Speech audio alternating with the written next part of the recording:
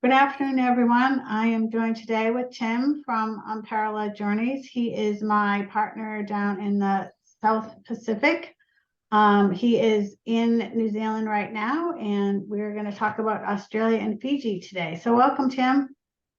Hi, Darby, and hello, everyone. Welcome to Australia. I'm going to give you a brief overview of Australia, and then we're going to talk about a couple of locations in Fiji.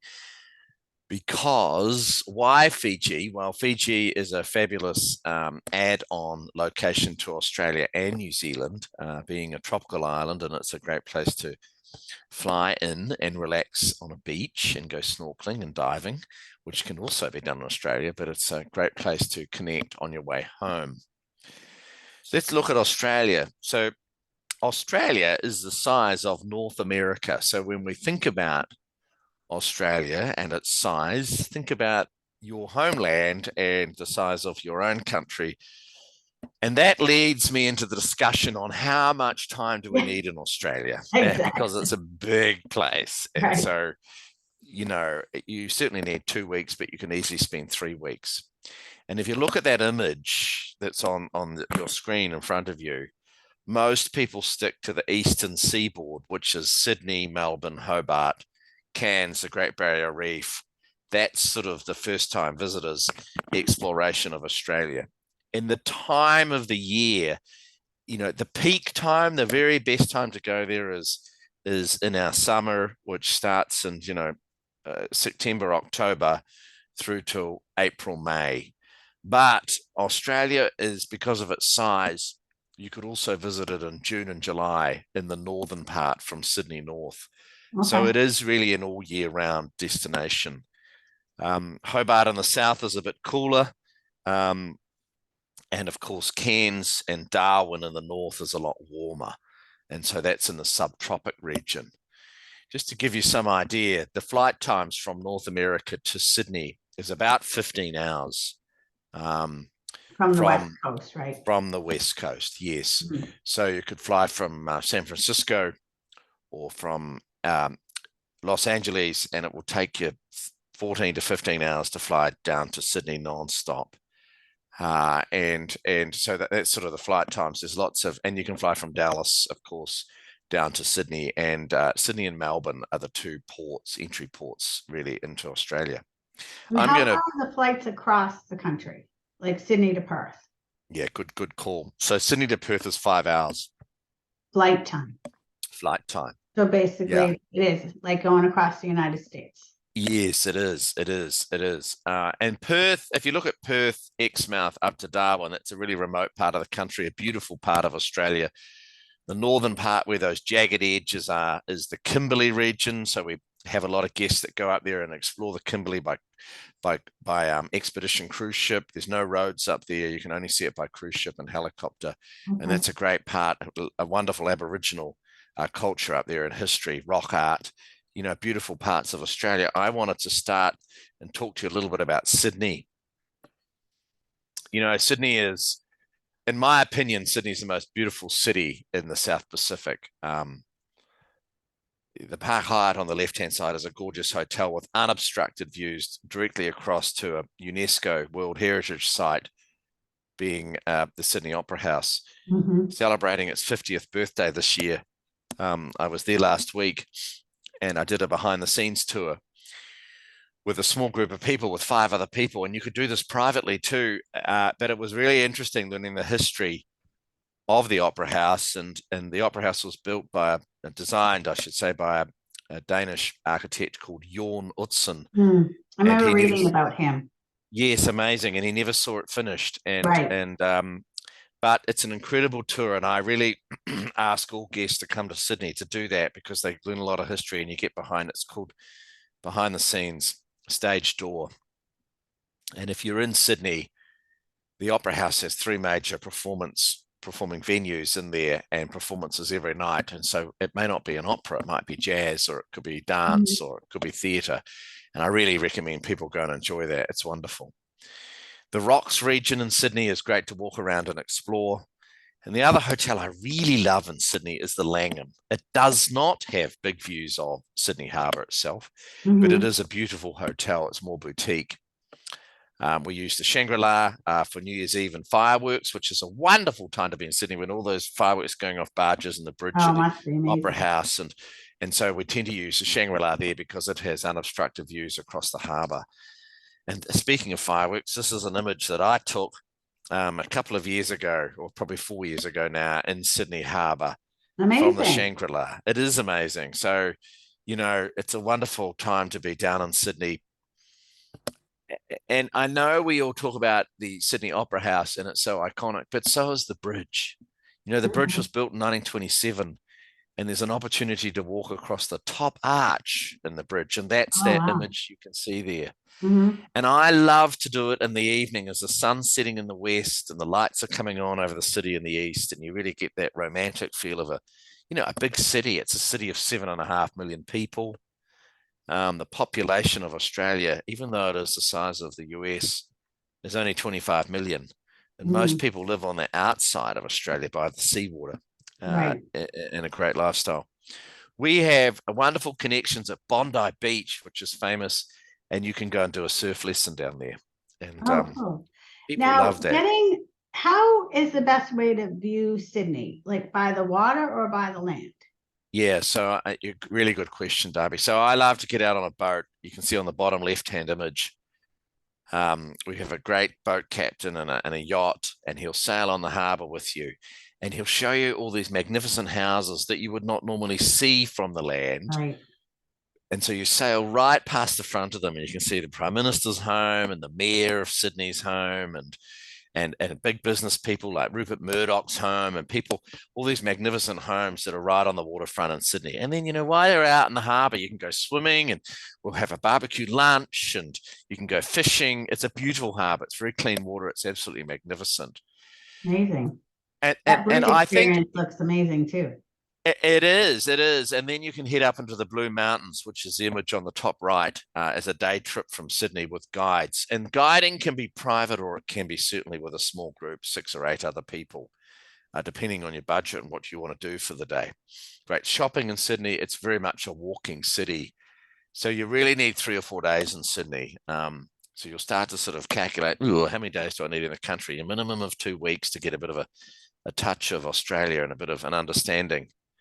I want to skip down to Adelaide, Kangaroo Island, so where that red dot is.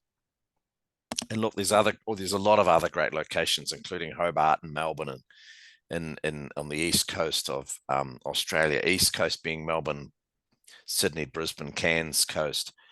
And if we just skip down here, this is an island which is 25 minutes. If I go back one slide, 25 minutes off the mainland of Adelaide. And Oh, Adelaide cool. is home to some great vineyards and wildlife. But Kangaroo Island, you fly on a smaller aircraft, a 30-seater aircraft across from Adelaide to Kangaroo Island, and it's home to 2 magnificent properties. One on the left-hand side is on 500 acres of land on a wildlife conservancy, kangaroos, koalas, echidnas, and it's got 2 little villas there. Now, my photo is not fantastic. I know it doesn't look fantastic, but it is fantastic property, and they have fantastic guides right on the coast of the Southern Ocean. So Mm. it's looking south, and the next landmass below us, although we can't see it, is Antarctica. So it's Oh, it's wow. really exposed in the Southern Ocean. Mm. Great marine life as well. The other property that's world famous is Southern Ocean Lodge. Now, it burnt down in a fire 4 years ago, Mm. 3 years ago, my apologies, and they are just in the process of rebuilding it. It's owned by the Bailey's Group, and this is going to be finished in the second half of 2023 on Kangaroo Island. So 2 great options of staying on the island, and Very remote too. very remote and Yeah. fabulous. Then if we move back to Adelaide, Adelaide being the main wine growing area in Australia, for guests that are interested in wine, food and wine district, there's a couple of properties here that I love. One on the left-hand side, pronounced Sequoia, as in the tree, Hmm. uh, is a small luxury lodge, 14 villas in the Adelaide Hills area, 20 minutes from downtown Adelaide. right in the in vineyard country, and also very close to a place called Cleland Wildlife Park. And this is the opportunity where people can see emus, kangaroos, and hold a koala. So for people that are interested in wildlife, this is a Yeah. fabulous place to stay.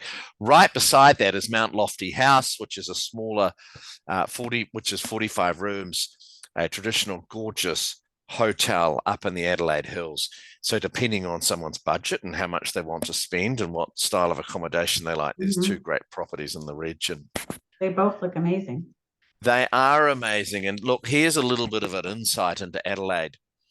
Adelaide is a very English city. It has 1 million people living in it. It has a great, as I touched on, food and wine culture. And also I know we're not supposed to have favorites, but I do. My favorite guide in Australia is in the middle of that image. His name's Hayden Bromley.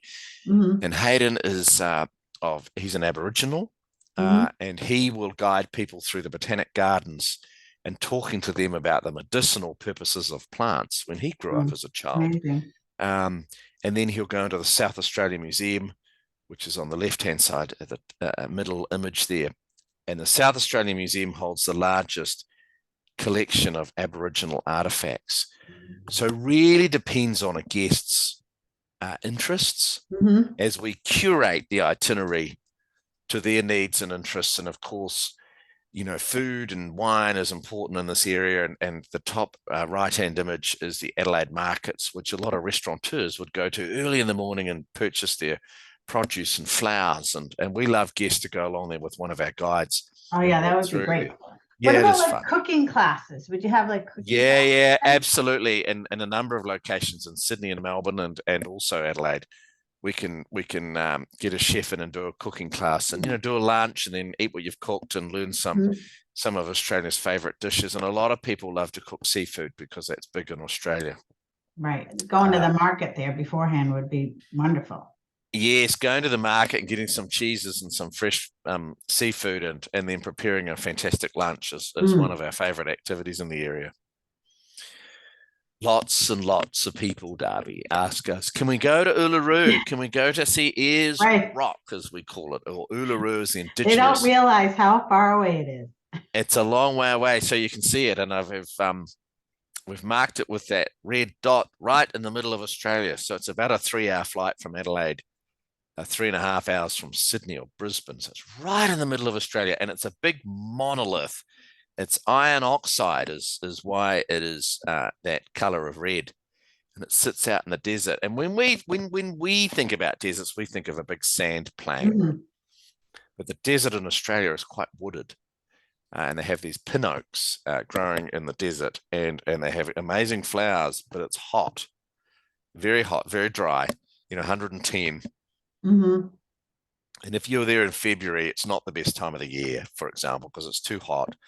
And so it really depends on when guests want to travel to Australia and what their interests are. But I wanted to show you a couple of images of Uluru because I personally love it out there. And this is a tented camp, but it's very luxurious. It's got 15 tents. It's called Longitude 131. And you can see on the bottom left there, the tents, and above that, you can see the interior of them. They're gorgeous. Yes. And yes, they are. And look, you look straight across to Uluru itself. You can sleep outside. You can see that big sort of bed area. If you want to sleep outside under the stars, you can do that. Okay, so what about the creatures, though? Well, yeah. Let's hope there's no creatures. But I'm thinking snakes and big spiders. Well, yeah, the tents are all elevated off the ground on steel poles, and so you walk up to them. So you've got a bit of elevation for that. You obviously don't have to sleep outside. You can sleep in the tent, as you can see. It's very luxurious and it's all air conditioned. I wanted to touch on the bottom right-hand image. This is that picture is amazing. Yes, it is. And it's an English artist called Bruce Munro. He came to Uluru, and it's 50,000 globes that light up at night in the desert, and it's incredible to walk through. So it's not all just about Uluru Ayers Rock. It's also about the art installation out there, Aboriginal culture. There's a magnificent cultural centre, and you need a minimum of 2 days out there, 2 to 3 Okay. days. And Mm. there's some fantastic hiking to be done in the region. Imagine the stars at night must be Amazing, amazing. absolutely amazing. Now, I want to take you into the far north of Australia. And 20 years ago, I went here, and I've been every 4 or 5 years. I head back there, and I love it so much. It's Australia. We call Station, Station. You would call Hmm. it a ranch, and it's Okay. Australia's most famous ranch. It's 500,000 acres of land. It's called Bullo River Station in the remote north. And if you had a guest that was really interested in farming and farm life in Australia, an Aboriginal rock art on the bottom left-hand side, you can see these paintings on rocks and caves. And some of them have been carbon dated to 50,000 years ago. The indigenous people to Australia, the Aboriginals, the scientists have told us, are the oldest inhabitants of any part of the world. And so Wow. this is how they used to communicate, through rock art and telling of stories.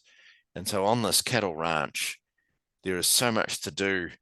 Well, on 500,000 acres, it's Can the large, but guests participate in the cattle drives?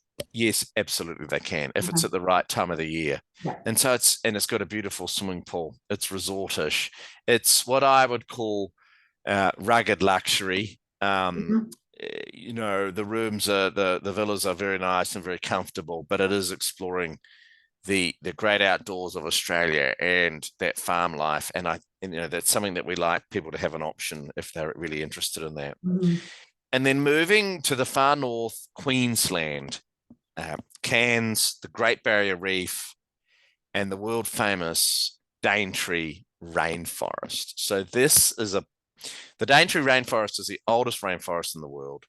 And the unique nature of the rainforest is it goes right down to the reef. So it's where the reef meets the rainforest, and this is all in Oh, amazing. years on the Great Barrier Reef in the northern part of Australia and Cairns. And so we have a family that live in the rainforest, and they'll guide you through the rainforest for a couple of hours on a walk, talking to you about what happens to a rainforest and its importance to our globe and sustainability Hmm. and how that's all getting reduced. Last week, I was in the rainforest, and I was staying at this lodge here called Silky Oaks. It's just had a full refurbishment, a $20 million refurbishment, and it's in pristine condition.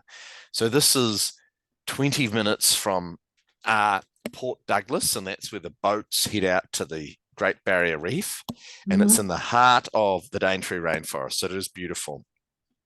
It's a Amazing. magnificent property for guests that want that rainforest experience. The other experience, which I'm very passionate about, is Lizard Island. So once again, we're in the Cairns region, Northern Australia. We're right on the Great Barrier Reef now. We land in Cairns, and then we take a light aircraft, a Cessna Caravan, a 12 to 14 seat aircraft, and we fly 1 hour northeast out to sea on the reef, and we literally land on Lizard Island. And there is a stunning property there on the island, and this gives guests great opportunities to obviously snorkel and dive Hmm. out on the outer ribbon reef. And I think that's important to just think about that. So this is the outer ribbon reef, a lot less boats out there, a lot less people, crystal clear water, a lot more marine life. And Is there and more there's reefs closer into the land yes, that there are more is. popular to go to see? Okay. Absolutely. And you can see a reef there on that bottom right-hand image. There's a reef in that light color. And so you can snorkel straight off the beach and you're into the reef. And so if you're like, well, I don't want to go out on a boat, I want to go off the reef, no problems at all. Mhm. Straight off the beach onto the reef, snorkeling and tropical fish. And there's also a wonderful marine reserve for the rehabilitation of turtles on the island. Oh, nice. Looks There's a great amazing. hike. There's a fantastic hike. You can see that the size of that island, uh, and it has a peak at the top, and Hmm. that's called Cook's Peak, where James Cook, the British explorer, he sailed down here in the Endeavour, was the name of his vessel, and he got trapped in the reef and he couldn't see his way out. And so him and the botanist climbed up to the top of this mountain and got a good view across the reef and could see how to get out of the reef. And so Cook's Lookout is a great hike out there. And we normally would send guests 3 to 4 days out there. They love it. Fabulous food, wonderful snorkeling, wonderful diving. There's water skiing, all your water sports out there. It's a great experience. It's one of my favorites. And of Amazing. course, here is some of the views. You've got the world famous Heart Reef, which everybody loves to go to. And of course, you've Hmm. got helicopter flights and, indigenous people and kangaroos and great wildlife. So So now, I is think, that kangaroos? Is that in a nature reserve or yes, it's in a park? reserve. Or, Yeah, okay, it's in a big park in not a in reserve. someone's backyard. No, no, but that's a good question. A lot of people say to us, when are we going to see a kangaroo? So we normally take people to nature reserves where they can get up very close to them and Right. feed them, you know, and uh, and be with a wildlife keeper who'll talk to you about their lifestyle and kangaroos and the different type of kangaroos, the big reds, which are massive, and the little greys and the wallabies, and they really are pretty amazing Nice. creatures to see in their natural habitat, and so the koalas. Now, I just want to briefly touch on Fiji because I really love Fiji. So on the left-hand side, you can see Australia coming around there on that curve. Hmm. And then you can see New Zealand sitting down a little bit lower. And then you can see Fiji, which sits in the middle. So from Auckland, New Zealand, it's about 2.5 hours north to Fiji, and it's Okay. about 4 hours from Australia, from Sydney. But why is it important? Well, it's important because it's beautiful, and we get a lot of guests that say, I want to stay at a resort on the way home for 2 or 3 days, or I'm having a honeymoon and I want a fantastic place to go Hmm. to. Well, I think you'll agree after I show you a couple of locations here that Fiji really offers all of that. Great snorkeling and diving. The Fijian people are naturally great hosts, and they have a, they call it the island of 1,000 smiles because they all are very happy, and it's a wonderful location to see and visit, and great crystal clear water and sandy Beautiful. beaches. Como Lathala has a great ethos, very relaxed, peaceful, great yoga, beautiful food, and it's in a wonderful location in Fiji. One of my, one of the properties that I really enjoy is this little island called Royal Davui, and it only has 12 fantastic villas on there. And we send a lot of honeymoon couples there. We also send a lot of families there because they love it, and it's got those crystal clear waters and warm waters, and snorkeling and diving and fishing, kayaking can all be done in Fiji. And then on the mainland, depending on your flight, sometimes the flights arrive late in the afternoon or early in the morning, and you might need a connection before you can get out to an outer island. So you've got the Hmm. mainland of Fiji, and then we have all these outer islands that we work with. And so often people have to spend one night, sometimes one night on the mainland, and we generally use the Sheraton on Denarau Island, which is 20 minutes from the airport, which is a beautiful resort. There's 2 or 3 different resorts that we use in the location. And so here's a bit of a sort of a collage of Fiji that I put together for you, Darby, and it sort of shows the different activities in Fiji, from rainforests to doing, children doing making their own pizza with a wonderful chef, Hmm. to Right. snorkeling out with a marine biologist looking at reef structures. We're getting more and more people that want to do fishing, and this is a great opportunity to do this in Fiji. And then, of course, massage, yoga, spa treatments, paddle boarding, snorkeling with manta rays, and then, of course, the Mm. Fijian culture. So I Now, hope, what time of year? Any time yeah, of well, good year or question. no? Yeah, it's a really any time of year Okay. location to go to because it's right up in the Pacific, just below the equator. And it really is fantastic. I've been there at all sorts of months, lots and lots of times. And I love it. I think that I often add this on to New Zealand for guests. They enjoy this at the end of a New Zealand adventure or at the end of an Australian adventure. 4 nights in Fiji on the way home. Fiji is 10 hours. 10 hours flight from LA or San Francisco. So it's a little closer. So, How you close know, is it from Honolulu? Do you know? it's probably, I would say it's probably 5 hours, Okay. 5 hours from Honolulu, maybe 6 hours from Honolulu. Hmm. Okay. Um, so, a wonderful location to go and visit and see. It's nice on the way home. You have that break. It's a wonderful, wonderful way to To go split home. And I think the plate up. especially, yes, yeah, yeah. Mhm. And the Fijians have great hospitality, and there's a lot of great resorts. Depending on anyone's budget, Fiji can offer great experiences. So thank you very much. We've got Darby's contact details there. I'm sure you all have that, but and I'm happy to get on the phone or a Zoom with Darby, your clients, your guests, and we can design the itinerary and custom that to people's needs and requirements. Right. Well, it offers, both of these destinations offer so much that, you know, um, I would love to be able to say I've been to all of the destinations, but not yet, but that's why I work with partners like Tim, so that, my clients get the best, experience. So thank you, Tim, for sharing these Thank you beautiful very countries much. with us today. And I look forward to sending some clients out to you guys.